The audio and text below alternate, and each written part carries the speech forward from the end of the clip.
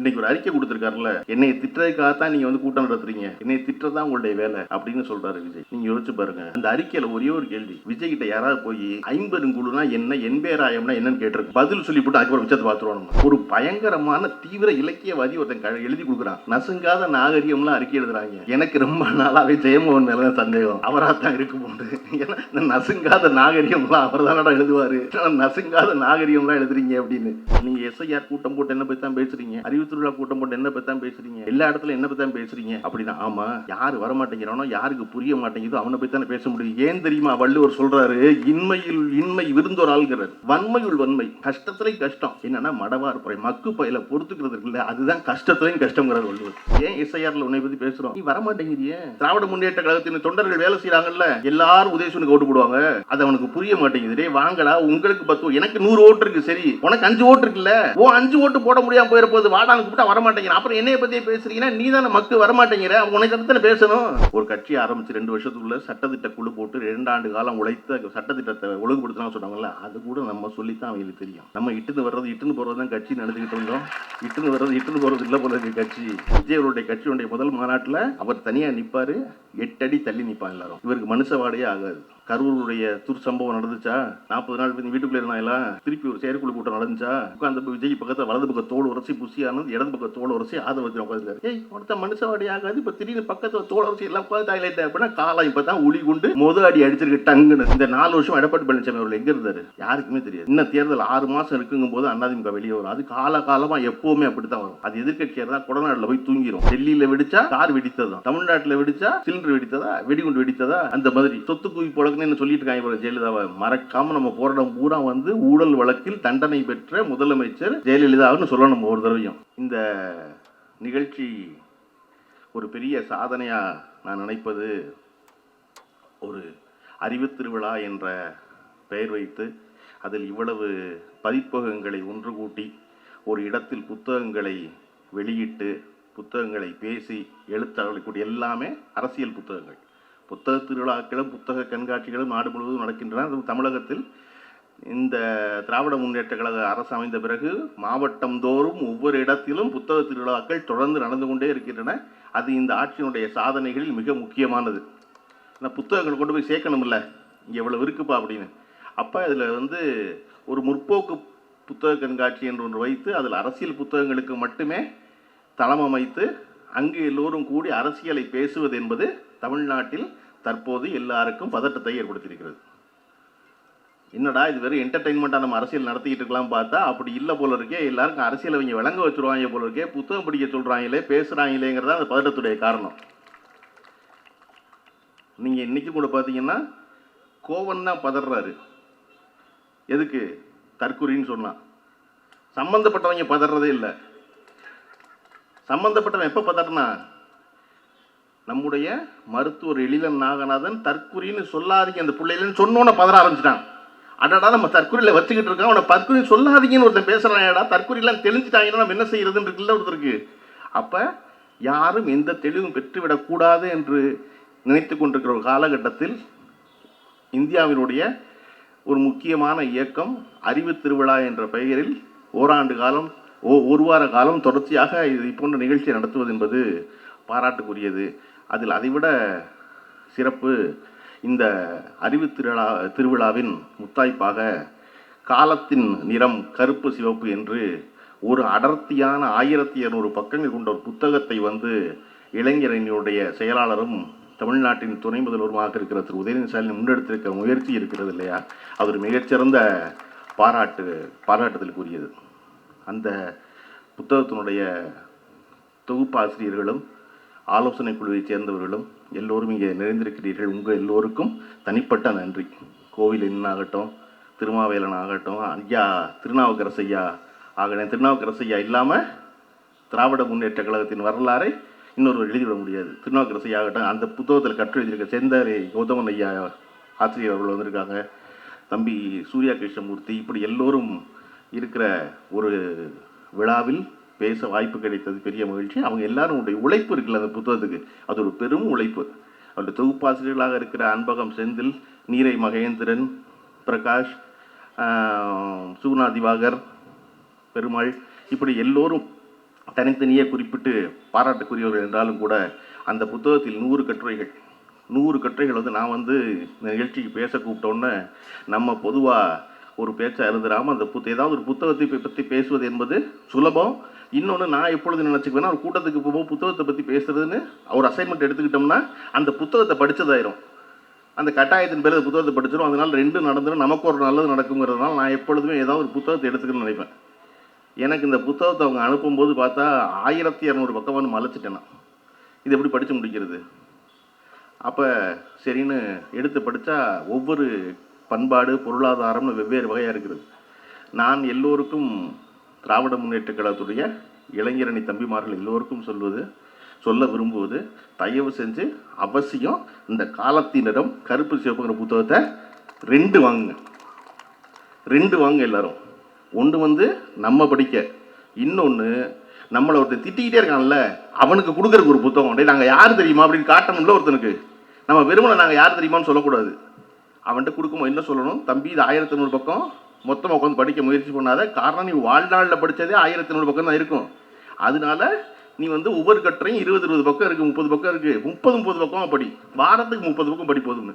அதிலும் குறிப்பாக அந்த புத்தகத்தில் நான் சொல்ல விரும்புவது, ஐயா திருநாவுக்கரசு ஐயா அவர்கள் எழுதியுள்ள ஒரு 32 பக்க கட்டுரை இருக்குது. அந்த கட்டுரை தான் திமுகவினுடைய 75 ஆண்டு காலத்தை அடித்து சுருக்கின நட்சல்மா இங்கிலீஷில். அந்த மாதிரி முதல்ல பவளக்கார தெருவில் அந்த கட்சி தொடங்கப்பட்ட நாளிலிருந்து இன்றைய அறிவு திருவிழா நடக்கின்ற நாள் வரையிலும் ஒரு சம்பவத்தை கூட விட்டுவிடாமல், ஒரு போராட்டத்தை கூட விட்டுவிடாமல், ஒரு துன்பத்தை கூட விட்டுவிடாமல், ஒரு இன்பத்தை கூட விட்டுவிடாமல் எல்லாவற்றையும் எழுதி வருவதற்குள்ள 30 பக்கத்துக்குள்ள அது வந்து திருநாவுக்கரசு ஐயா வந்து இந்த திராவிட கழகத்தின் மேல் எவ்வளவு பெரிய ஈர்ப்பும் பிணைப்பும் கொண்டிருந்தா இப்படி விட்டுலாம் எழுத முடியும். நான் ஆச்சரியப்பட்டுட்டேன் அந்த கட்டுரையை படிச்சுட்டு. எல்லாம் நிறைய பேர் இருக்காங்க, எல்லா கட்டுரையும் ரொம்ப சிறப்பாக இருக்குது. ஆனால் ஒவ்வொரு சம்பவத்தையும் விடாமல் எழுதுவதற்குள்ள எனக்கு இன்னைக்கு சொன்ன வரலாற்றை படிப்போம் வரலாற்றை படைப்போம் என்பதற்கு நான் நினச்ச உதாரணம் அந்த ஐயாவுடைய அந்த ஒரே ஒரு கட்டுரை திமுகவை பற்றி, பவளக்கார தெருவிலிருந்து பவள விழா வரை அப்படிங்கிற அந்த ஒரு கட்டுரை இந்த கட்சி எத்தனை தூரம் பயணப்பட்டு வந்திருக்கிறது அப்படிங்கிறத பற்றி, எவ்வளவு தூரம் மக்களுடைய நலனை பற்றி அக்கறை கொண்டிருக்கிறது என்பதற்கு அந்த ஒரே ஒரு கட்டுரை போதுமானது. அந்த ஒரு கட்டுரை படித்தா ஆச்சரியமாயிரும். நம்ம இன்னைக்கு வந்து நிறைய புதிய அரசியல் கட்சிகள் வர வேண்டும். வருபவர்கள் எல்லோருக்கும் திராவிட முன்னேற்ற கழகம் தான் எதிரியாக இருக்கிறது. திராவிட முன்னேற்ற கழகத்தை ஒழிப்பதற்காகத்தான் அத்தனை கட்சிகளும் உருப்பெறுகின்றன. அப்படி உருப்பெறுகிற கட்சிகள் எல்லோரும் உருத்தெரியாமல் போய் திராவிடர் கழக முன்னேற்ற கழகம் மட்டும் தொடர்ந்து நிலைத்திருப்பதற்கான காரணம் அந்த கட்சிகளுக்கு இருக்கிற பலமான அடித்தளம். நீங்கள் நினச்சி பாருங்க, 1949 கட்சி ஆரம்பிக்கப்படுகிறது. ஆரம்பிக்கப்பட்ட உடனே அண்ணாவின் தலைமையில் பல்வேறு குழுக்கள் அமைக்கப்படுகின்றன. எல்லாவற்றையும் ஒழுங்குபடுத்துவதற்கு சட்டத்திட்ட குழு என்று குழு அமைக்கப்படுகிறது. அந்த சட்டத்திட்ட குழு 2 ஆண்டு காலம் வேலை செய்து 1951 அண்ணா கிட்ட போய் அறிக்கை கொடுக்குறாங்க. திராவிட முன்னேற்ற கழகத்தினுடைய சட்டத்திட்டங்கள் மதுரையில் பொதுக்குழு கூடி 2 நாட்கள் அந்த குழு கொடுத்த அறிக்கையை விவாதிக்குது. ஒரு கட்சி விவாதித்து சரி தப்ப முடிவு பண்ணி 51 ஒரு சிறு கையேடா திராவிட முன்னேற்ற கழகத்தின் சட்டத்திட்டங்கள் ஒரு புத்தகம் போடப்படுது. ஒரு கட்சி ஆரம்பித்து 2 ஆண்டு காலம் அந்த கட்சியில் இருப்ப எல்லோரும் பேசி விவாதித்து முடிவு செய்து அவர்களுடைய அந்த கட்சியை தோற்றுவித்தோட கொண்டு கொடுத்து அவர் அதை படிச்சுட்டு அதை மறுபடியும் ஒரு பொது விவாதத்தை கொண்டு முன்வைக்கிறாரு. தம்பிகள்லாம் என்னெல்லாம் சொல்ல விரும்புகிறீங்களோ சொல்லுங்கன்னு எல்லாரும் சொன்னதுக்கப்புறம் சரி தப்ப சீர்தூக்கி பார்த்து இந்த திராவிட முன்னேற்ற கழகத்தினுடைய சட்டத்திட்டங்கள் இவை என்று 2 ஆண்டு கால உழைப்பிற்கு பிறகு ஒரு புத்தகம் வெளியிடப்படுகிறது. சட்டம் என்று இருக்கு. இன்றும் சிறு கையேடாக அந்த புத்தகம் இருக்கிறது. நான் யோசிச்சு பார்க்குறேன், மற்ற எந்த கட்சி இன்னைக்கு ஆரம்பிக்கிற கட்சி வரையும் 2 ஆண்டுகளில் என்ன செஞ்சுருக்காங்கன்னு பார்த்தீங்கன்னா ஒருத்தர்கிட்டையும் ஒரு சட்டத்திட்டமும் இருக்காது. இந்த கட்சி என்ன, யார் என்ன செய்யணும், என்ன செய்வோம், ஒன்றுமே இருக்காது. அப்போ அப்படியான ஒரு அடித்தளம் இருந்ததுனால தான் அந்த திராவிட முன்னேற்ற கழகம் அதன் பிறகு 16 ஆண்டு காலம் ஒரு கட்சி ஆரம்பித்தவுடன் ஆட்சிக்கு வர முடியாது. ஆனால் ஒரு 16 ஆண்டு காலம் வேலை செய்யுது. அதனுடைய அடித்தளத்தை மிக வலுவானதாக ஆக்கி எல்லா அமைப்புகளையும் ஒழுங்குபடுத்தி அதன் பிறகு தேர்தல் நிற்பது என்று முடிவெடுத்து ஓராண்டுக்குள் ஆட்சிக்கு வருகிறது திராவிட முன்னேற்ற கழகம். அப்போ இப்படி ஒரு அடித்தளம் எனக்கு இருக்கா, அதையெல்லாம் வச்சுருக்காங்களா, பண்ணி பார்த்துருக்கோமா அப்படின்னா அப்படி ஒன்றுமே இல்லை. நீங்கள் ஏன் வந்து திரும்ப திரும்ப இந்த அறிவு திருவிழா என்பது இவ்வளவு பெரிய பதட்டத்தை ஏற்படுத்துகிறது எல்லோருக்கும் அப்படின்னா, எதிர்கட்சியில் இருப்பவர்களே ஏன் பதட்டத்தை ஏற்படுது அப்படின்னா, இந்த கட்சி இந்த நாட்டு மக்களின் நலன் பேசுவதோடு அறிவை பற்றியும் பேசுகிறது. நீங்கள் இந்த அறிவு திருவிழான்னு இதுக்கு பேர் வச்ச யோசனை யாருடைய யோசனையோ அதை முடிவு பண்ணுவது வந்து நம்முடைய துணை முதலமைச்சர் உதயநிதி ஸ்டாலினாக இருந்தால் மிக பெரும் பாராட்டுக்குரியவர். காரணம், அண்ணா வாழ்நாள் முழுவதும் சொல்லிக் கொண்டிருந்தது தம்பிமார்களுக்கு அறிவை ஊட்ட வேண்டும் என்பதுதான் அண்ணாவுடைய நோக்கமாக இருந்தது. எப்பொழுதெல்லாம் வாய்ப்பு கிடைக்கிறதோ அப்பொழுதெல்லாம் அறிவின் முக்கியத்துவத்தை பற்றி பேசிக்கொண்டே இருந்தது. அதனால தான் கழகத்தினுடைய மாலை நேர கூட்டங்கள் என்பது பல்கலைக்கழகம் வேறு. அவர் ஏதாவது ஒரு செய்தி சொல்லணும்னு நினைச்சார், அண்ணா அறிவு சொல்லணும்னு நினைச்சாரு. அதனால தான் முதல்ல திராவிட முன்னேற்ற கழகம் செயல்பட்ட இடத்திற்கு பெயர் அண்ணாவால் வைக்கப்பட்ட பெயர் அறிவகம். பின்னால் கலைஞரால் ஆரம்பிக்கப்பட்டது அன்பகம். அதன் பிறகு கலைஞர் அறிவாலயம்னு வச்சு இதுதான் திமுகவோட செக்ரட்டரியேட் சொல்லப்பட்டதாக திருநாவுக்கரசு குறிப்பிடுகிறார். அந்த அறிவாலயம்ங்கிற சொல் இருக்குல்ல, அது வந்து அண்ணா 1948 சொன்ன சொல். 1948 திராவிட நாடுல ஒரு நூலகத்தை பற்றி எழுத வரும்பொழுது ஒரு சின்ன கட்டுரை 1.5 பக்கத்துக்கு, அந்த 1.5 பக்க கட்டுரைக்கு அறிஞர் பேரறிஞர் அண்ணா அவர்கள் வைத்த தலைப்பு வந்து அறிவாலயம் என்பது. அந்த அறிவாலயம்ங்கிற சொல்லை எடுத்துக்கொண்டு வந்தால் கலைஞர் திமுகவின் செக்ரட்டரியேட் என்று சொல்லப்படும் அறிவாலயத்துக்கு பேர் வைக்கிறாரு, அண்ணாவின் சொல் எடுத்து. அப்போ இங்கே அறிவு என்பது ரொம்ப முக்கியம், அறிவோடு இருப்பது ரொம்ப முக்கியம், விவாதிப்பது ரொம்ப முக்கியம், எதிர்த்து பேசுவது ரொம்ப முக்கியம். அவன்கிட்ட ஒரு கருத்து இருக்குது சொல்லட்டுமே அப்படின்னு நினைக்கிறோம்ல, யார் சொல்ல விடுவா? எவன் ஒருவன் தன் கருத்தில் வலுவாக இருக்கிறானோ, எவன் ஒருவன் தன் கருத்தை முழுமையாக நம்புகிறானோ, எவன் ஒருவன் தன் கருத்து சரி என்று எந்த சந்தேகமும் இல்லாமல் இருக்கிறானோ அவன் தான் எதிரடியை பேச விடுவான். பரவாயில்ல நீ சொல்லுமா. பெரியார் தன் வாழ்நாள் முழுவதும் தன்னை எதிர்த்து பேசியவர்களை தன் மேடையில் ஏற்றி பேசியதற்கான காரணம் என்ன பண்ணா, அவனுக்கு ஒரு கருத்து இருக்கு, அவன் சொல்லட்டும், அதுக்கப்புறம் நான் சொல்கிறேன்ட்டு அவனை சொல்ல வச்சுட்டு அதுக்கு ஒரு பதில் சொல்லுவார். அண்ணா அவ்வளவு துணிந்து தம்பி வா தலைமை ஏற்கவான்னு ஒவ்வொரு தடவையும் கூப்பிட்டதுக்கான காரணம், தம்பியை நம்மளை குப்புற தெளிய மாட்டாங்கன்னு அண்ணாவுக்கு நல்லா தெரியும் இல்லையா? இல்லாட்டா அப்படி சொல்லுவார் ஒருத்தர். திரும்ப திரும்ப தன்னுக்கு கீழே இருக்கிற தன்னுடைய தம்பிமார்களை முன்னுக்கு ஏற்றினதில் அண்ணாவை போல் ஒரு தலைவர் இன்னொரு முறை வரவே முடியாது. அண்ணாவிடமிருந்து பெற்றதுனால் அது கலைஞர் செய்தார். அது வந்து திருநாவுக்கரசு அவர்கள் வந்து அந்த கட்டுரையில் வந்து தொடங்கும் போது அந்த கட்டுரையை வந்து காலத்திடம் கருப்பு சிவப்பு புத்தகத்தில் வந்து அந்த கட்டுரையை ஒரு திருக்குறளில் தொடங்குறாரு. நாளது ஒன்று போல் காட்டி, நாளது ஒன்று போல் காட்டி உயிர் ஈர்க்கும் வாழது உணர்ந்தார் பெருங்க. என்னன்னா, நாள் ஒரு நாள் இருக்குல்ல, நாள்ங்கிறது ஒரு நாள் இல்லை, அது ஒரு நாள் மாதிரி இருக்கும். ஆனால் அது என்னது, உன்னுடைய வாழ்க்கை இருக்குல்ல, உன்னுடைய உயிர் இருக்குல்ல, அந்த உயிரை ஈர்க்கும். அது ஈர்க்கும்னா என்ன, நம்ம வந்து விளக்கமாறு வந்து தென்னை விளக்கமாறு ஈர்க்குச்சி வச்சு சொல்லுவோம் இல்லையா? அது ஏன் ஈர்க்குச்சியானுச்சு? அது தென்னம் ஓலையிலிருந்து எடுத்து ஈர்த்தம்னா வர்றது, கிழிக்கிறது, ரெண்டாக கிழிக்கிறது. அப்படி ஒரு நாள் என்பது ஒரு நாள் சாதாரண நினைக்காத, அது உயிரை ஈர்க்குமா, ரெண்டா பொழந்து உன் வாழ்க்கையை முடிக்க போகிறதுல ஒரு நாள். இது உன் காலம் அவ்வளோ குறுகிய காலம், ரொம்ப சின்ன காலம். அப்படி நிலையாமையை சொல்ல வரும்போது வள்ளுவர் சொல்லுவார், நாளது ஒன்று போல் காட்டி உயிர் ஈர்க்கும் வாழதும்பாரு. அந்த குரலில் துவங்குறாரு திருநாவுக்கரசு. துவங்கிட்டு சொல்கிறாரு, எனக்கு அதுதான் ஞாபகம் வருது, காலத்தை வள்ளுவர் அப்படித்தான் அளக்கிறாரு. ஆனால் இந்த திராவிட முன்னேற்ற கழகம் நாளது ஒன்று போல் காட்டின்னு குறையலை, கூடி கூடி கூடி கூடி 75வது ஆண்டில் வந்து நிற்கிது. அப்படின்னா அது எவ்வளவு வலுவான ஒரு இயக்கமாக இருக்குன்னு ஆரம்பிச்சதை கட்டுற. அதை இன்னொரு ரொம்ப சிறந்த அம்சம், இந்த கூட்டம் என்பது வள்ளுவர் கோட்டத்தில் நடந்தது. வள்ளுவர் கோட்டமும் திராவிட முன்னேற்ற கழகமும் பிரிக்க முடியாத ரெண்டு. கலைஞர் அவர்களால் ஒரு மிகப்பெரிய கனவாக கொண்டு தமிழ்நாட்டுடைய மாடர்ன் ஆர்கிடெக்ட் யாருன்னா கலைஞர் தான். எனக்கு வந்து இன்னைக்கும் இருக்கிற வருத்தம், 5 ஆண்டு கால ஆட்சி நிறைவு வரப்போகிறது. இப்பொழுது எனக்கு இருக்கிற வருத்தம், கலைஞர் கட்டிய அந்த தலைமைச் செயலகத்தை நம்ம தலைமைச் செயலகம் மறுபடியும் ஆக்காமல் விட்டுவிட்டோமேன்னு எனக்கு இன்னைக்கு வருத்தம் உண்டு. நீங்கள் அது உள்ளே போய் பார்த்தீங்கன்னா பார்த்து அவ்வளவு ஈக்கோ ஃப்ரெண்ட்லியாக, அவ்வளவு பிரமாதமாக, பகல் நேரத்தில் ஒரு இடத்துல கூட விளக்கு போட வேண்டிய அவசியம் இல்லாமல் அவ்வளவு பெரிய பேருந்து வாகன நிறுத்தங்களோட அவ்வளவு சிறப்பாக 20 ஆண்டுகளுக்கு முன்னால் கலைஞரால் கட்டப்பட்ட கனவு அது. அது மாதிரி இந்த வள்ளுவர் கோட்டம் வந்து 2 வகையில் வந்து கலைஞருடைய வாழ்க்கையில் மிகப்பெரிய இடத்தை பிடிச்சது. ஒன்று 86 டிசம்பரில் இந்த வள்ளுவர் கோட்டத்தின் வாசலில் தான் கலைஞர் அவர்கள் சட்ட எரிப்பு போராட்டத்தில் கைது செய்யப்பட்டு சிறைக்கு சென்று 86 கலைஞருக்கு கைதி உடை வழங்கப்பட்டது எம்ஜிஆர் அவருடைய ஆட்சியில். அது இந்த வள்ளுவர் கோட்டத்து வாசலில் வச்சு எரித்த சட்ட எரிப்பில் தான். அப்புறம் 1 மாத காலத்தினுடைய தண்டை காலத்துக்கு முன்னாடி வள்ளுவருக்கு கலைஞருக்கு சிறைகை கைதியினுடைய ஒரு கைதி உடை கொடுக்கப்பட்டது அப்படின்னு பெரும் கொந்தளிப்பாகி அதில் பெரும் பிரச்சனை வச்சோன்னா எம்ஜிஆர் என்ன செய்யறதுன்னு தெரியாமல் அவசரமாக அப்புறம் கலைஞரை விடுதலை பண்ணார். அதை விடவும் நான் ரொம்ப மனம் நெகிழ்ந்து கலைஞர் ரொம்ப நெருக்கத்தில் ஃபாலோ பண்ண ஆரம்பித்த இடங்கிறது எப்போ அப்படின்னா, ஒரு பெரிய ஆசையாக கனவாக பார்த்து ரசித்த கட்டின ஒரு வள்ளுவர் கோட்டம். அந்த வள்ளுவர் கோட்டத்துடைய திறப்பு விழாவுக்கு முன்னாடி ஆட்சி கலைக்கப்படுகிறது. கலைஞருக்கு அழைப்புகள் கூட அனுப்பப்படவில்லை. அவர் இல்லாமல் திறக்கப்படுது வள்ளுவர் கோட்டம். ஒரு மனிதன் தன் மனதில் அத்தனையையும் தேக்கி வைத்திருந்து மீண்டும் 13 ஆண்டு காலம் கழித்து ஆட்சிக்கு வந்து தான் ஆட்சிக்கு வந்த பொழுது பொறுப்பேற்றுக் கொள்ளும் நிகழ்ச்சியை அதே வள்ளுவர் கோட்டத்திற்கு வைத்து நடத்தியதற்குல்ல. அப்போ நான் பள்ளிக்கூடத்தில் படிச்சுக்கிட்டு இருந்தேன்.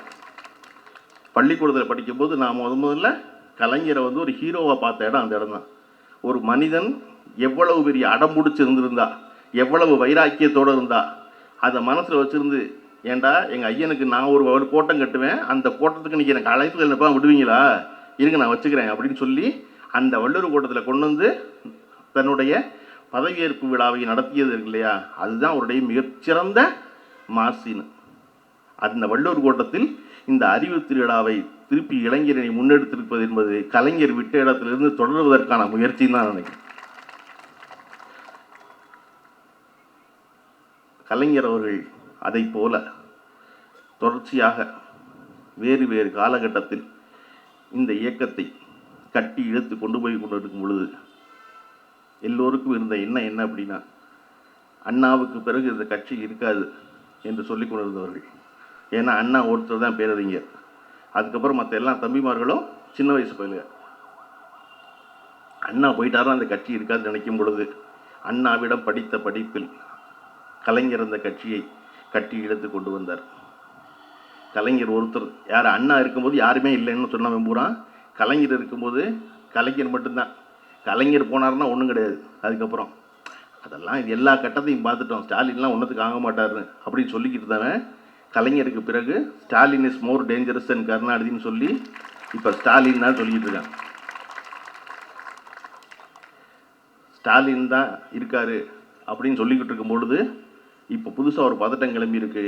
அது 75 ஆண்டுகால திமுக பவள விழாவின் அறிவு திருவிழா இல்லை, வாரிசை கொண்டு நிப்பாட்டுவதற்காக உதயநிதிக்காக நடத்துகிற விழா அப்படின்னு ஏன் அதை சொல்ல ஆரம்பிக்கிறான் அப்படின்னா, அவனுக்கு இப்போ தான் தெரிஞ்சிருக்குது. எங்களுக்கு அது 4 வருஷம் முன்னாடியே தெரியும், நீ அது இப்போ சொல்கிறனுக்கு அவன் இப்போ தான் கன்ஃபார்ம் பண்ணுறான். ஆகா, உதயநிதி இஸ் மோர் டேஞ்சரஸ் தென் ஸ்டாலின் போல இருக்கு.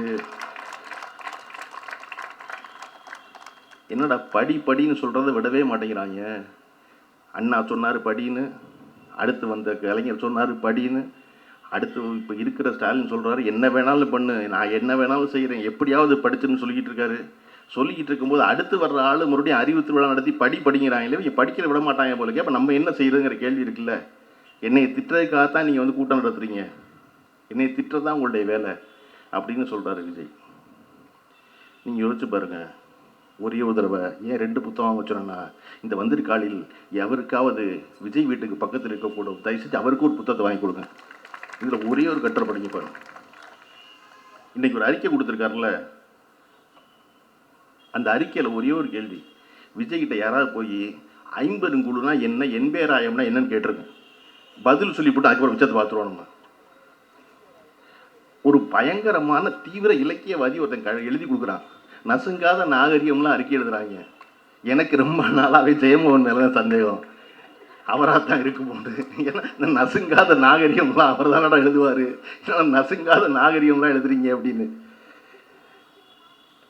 நீங்கள் நினச்சி பாருங்கள், எதுக்காக இந்த புத்தகத்தை படிங்கன்னு சொல்கிறேன்னா, ஒரு மாநாடு என்பது எப்படி நடைபெறும் அப்படின்னு முதல் 10 கட்டு இருக்குது. மாநாடு என்பது சாயந்தரம் 4:45 மணிக்கு கூடி ஒரு மேடையில் குறுக்க ஓடி துண்டெல்லாம் தூக்கி போட்டு 15 நிமிஷம் பேசிட்டு 5:15 மணிக்கு முடிக்கிறதுக்கு பேர் மாநாடு இல்லை.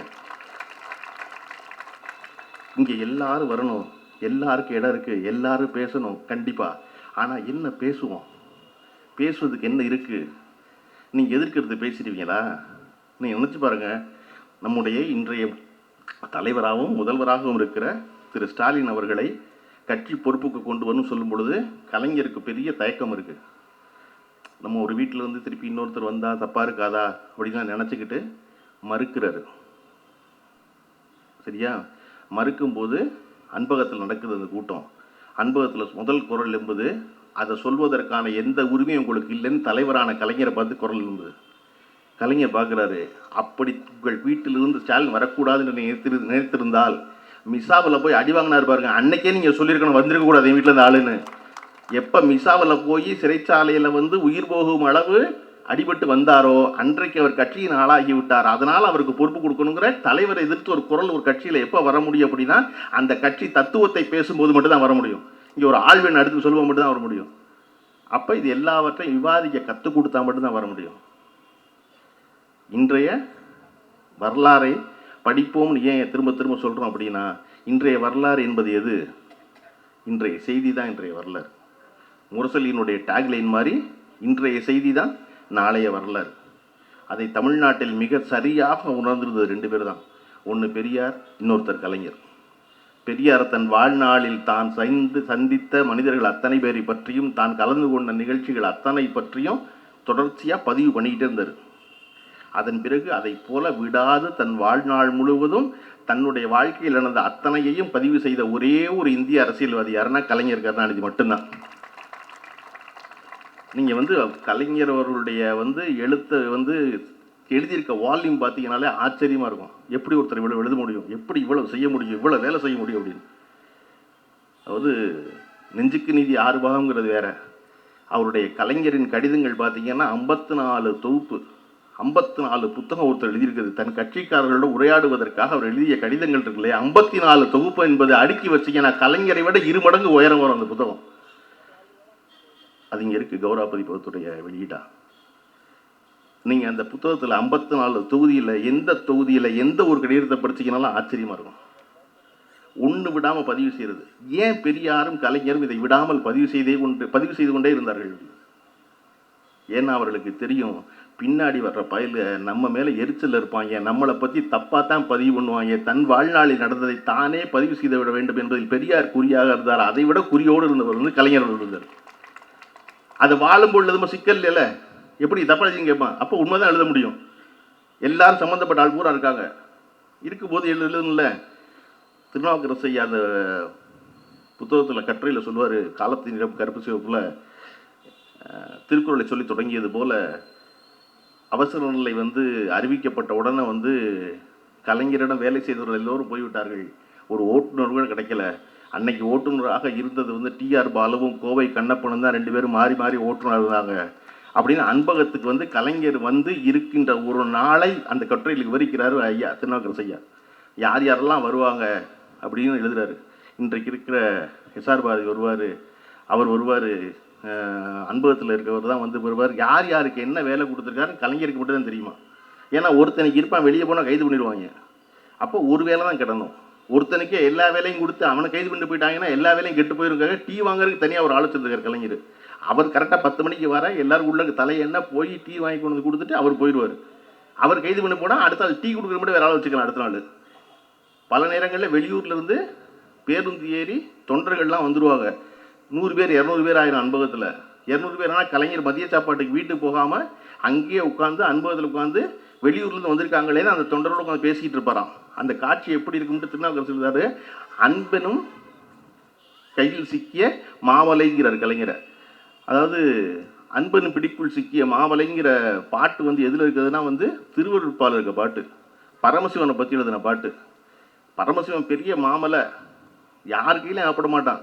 ஆனால் யார் கையில் அகப்படுவான்னா அன்பு கொண்டு இருந்தால் அவன் கையில் அகப்பட்டுருவான். அப்பேற்பட்டவன் அவ்வளோ அன்பு கொண்டவன் பரமசிவன் சொல்கிறக்கா திருவருட்பா பாட்டை கொண்டு திருநாவுக்கரசையா இருக்க குசும்புக்கு கலைஞருக்கு எழுதுறாரு.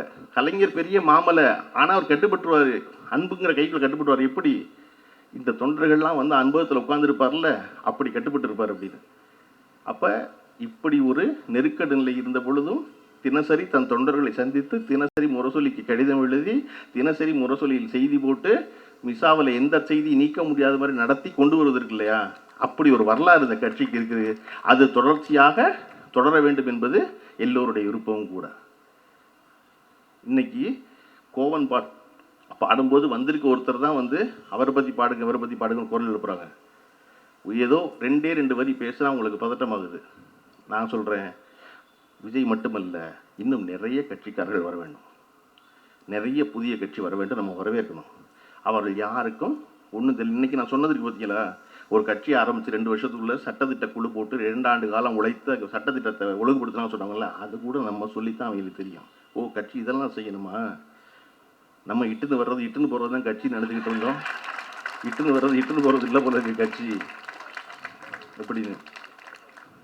நீங்கள் ஒரு கட்சி என்பது ஒரு பரவசமாக இருக்கும் ஆரம்பிக்கும் போது, அப்புறம் காலம் கொஞ்சம் கொஞ்சமாக செதுக்கும்.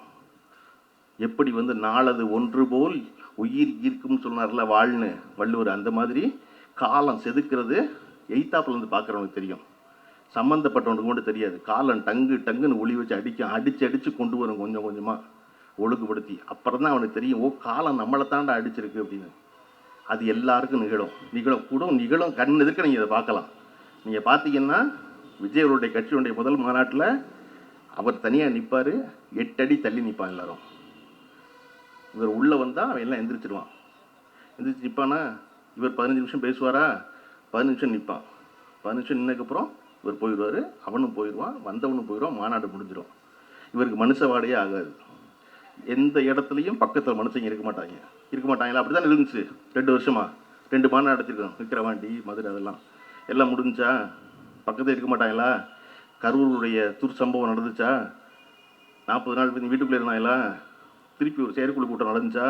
பனையூரில் கூட்டம் நடந்தப்போ உட்காந்தப்போ விஜய் பக்கத்தில் வலது பக்கம் தோல் உரசி புசியானது, இடது பக்கம் தோல் உரசி ஆதரவத்தில் உட்காந்துருக்காரு. ஏய், ஒருத்தன் மனுஷவாடி ஆகாது, இப்போ திடீர்னு பக்கத்தில் தோல் உரசி எல்லாம் உட்காந்து ஹைலைட் அப்படின்னா காலம் இப்போ தான் உளி கொண்டு அடி அடிச்சிருக்கு டங்குன்னு. அப்படி ஒன்றா சரி பண்ணி கூட்டுரு வாங்க எல்லாரும். நீங்கள் எல்லோரும் வரத்தான் இந்த திராவிட முன்னேற்ற கழகம் எவ்வளவு உழைக்கின்ற ஒரு கட்சி என்பதை இந்த மக்கள் உணர்ந்து கொள்வார்கள். நீங்கள் எஸ்ஐஆர் கூட்டம் போட்டு என்ன பற்றி தான் பேசுகிறீங்க, அறிவு திருவிழா கூட்டம் போட்டு என்ன பற்றி தான் பேசுகிறீங்க, எல்லா இடத்துலையும் என்ன பற்றி தான் பேசுகிறீங்க அப்படின்னா, ஆமாம், யார் வரமாட்டேங்கிறானோ, யாருக்கு புரிய மாட்டேங்குதோ அவனை பற்றி தானே பேச முடியும். ஏன் தெரியுமா? வள்ளுவர் சொல்கிறாரு, இன்மையில் இன்மை விருந்தோர் ஆள்கிறார். இன்மையுள் இன்மை, வறுமையிலேயும் வருமா இருக்குல்ல, அது என்ன தெரியுமா? வீட்டுக்கு வந்து ஒருத்தனை சாப்பிடுன்னு கேட்குறக்கு ஒன்றும் இல்லாமல் போச்சுன்னா அதுதான் பெரிய வறுமையா. இன்மையுள் இன்மை விருந்துறாள், வன்மையுள் வன்மை, கஷ்டத்துலையும் கஷ்டம். என்னன்னா மடவார் புறை மக்கு பயில பொறுத்துக்கிறது இருக்குல்ல, அதுதான் கஷ்டத்துலையும் கஷ்டங்கிறார் வள்ளுவர்.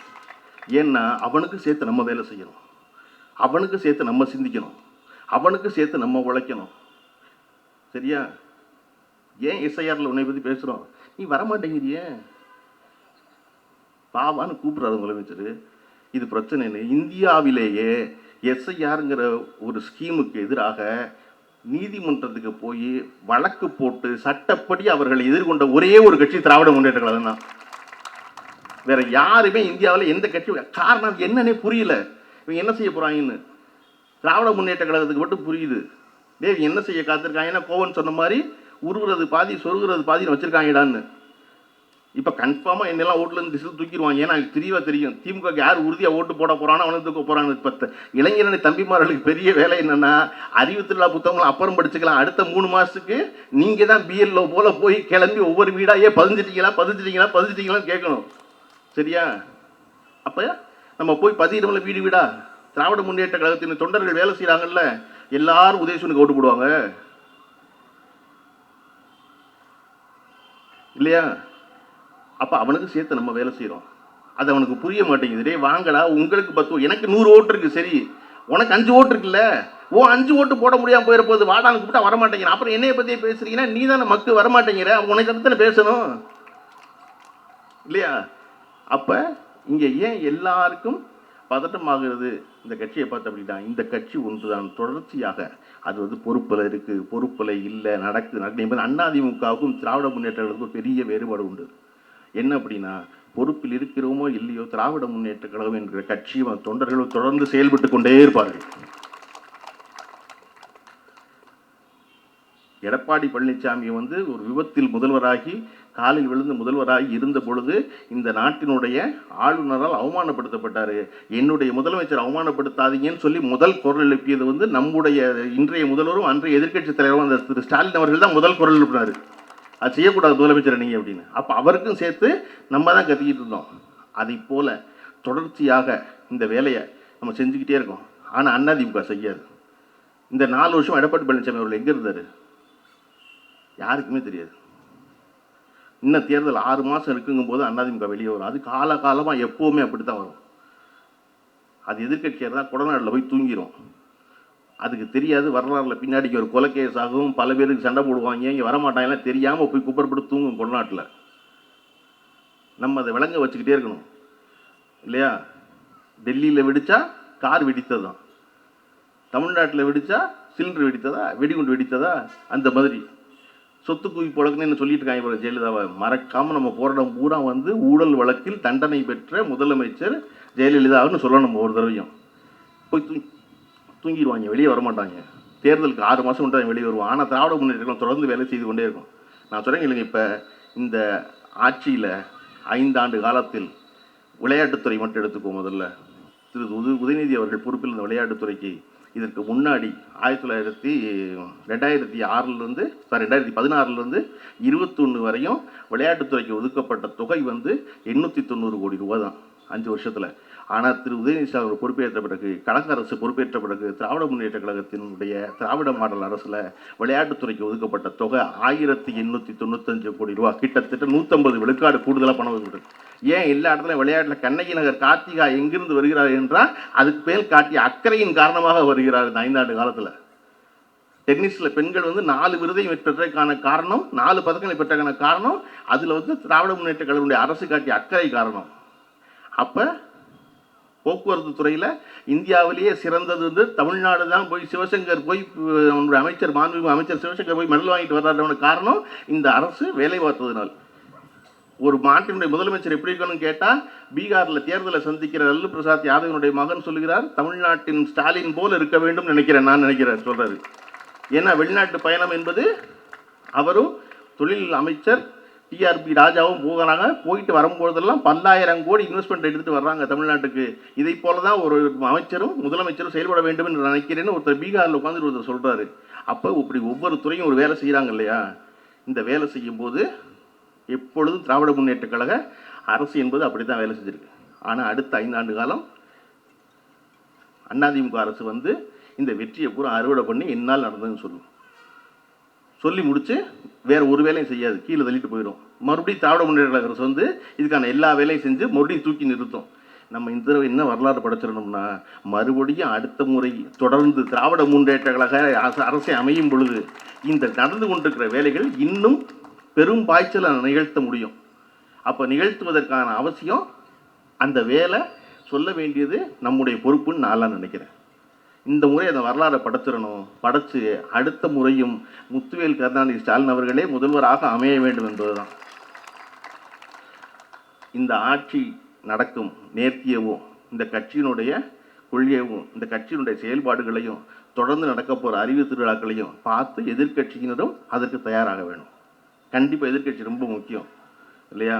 நம்முடைய முதல்வர் அவர்கள் நம்முடைய துணை முதல்வரிடம் மகனிடம் ஒரு கோரிக்கை வைத்தார், இந்த அறிவு திருவிழாவை நீங்கள் ஒவ்வொரு ஆண்டும் தொடர்ந்து நடத்த வேண்டும்னு இல்லையா? நம்ம திமுகவில் மட்டும்தான் அது என்ன தலைவர் மட்டும் வைக்கிறது, நானும் வைப்பேன் அப்படின்னு நினைப்போம். இங்கே எல்லோரும் ஒன்று தான். அப்படி நானும் ஒரு கோரிக்கை வச்சுருக்கேன். என்ன அப்படின்னா, இனிமேல் ஒவ்வொரு ஆண்டும் இந்த அறிவு திருவிழாவை ஒரு குறிப்பிட்ட நாள் நடத்தணும். என்னிடம் இருக்கிற வேண்டுகோள் என்ன அப்படின்னா, அது உதயநிதி ஸ்டாலினுடைய பிறந்த நாளான நவம்பர் 27 அன்று தொடங்க வேண்டும்.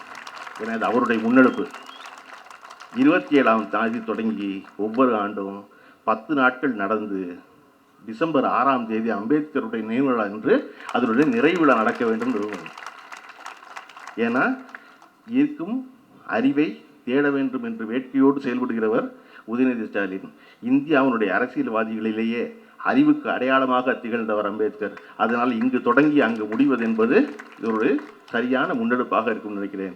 இந்த அறிவு திருவிழாக்கள் தொடர்ந்து எல்லா மாவட்டங்களிலும் நடக்க வேண்டும். இதேபோல் பெரும் கொண்டாட்டங்களாய், பெரும் மகிழ்ச்சியாய், பெரும் அறிவு பெட்டகமாய் கழகத்து தம்பிமார்கள் மாறுவதற்கான துவக்கமாக இருக்கட்டும். தொடர்ந்து நடக்கட்டும் வேலை. நன்றி, வணக்கம்.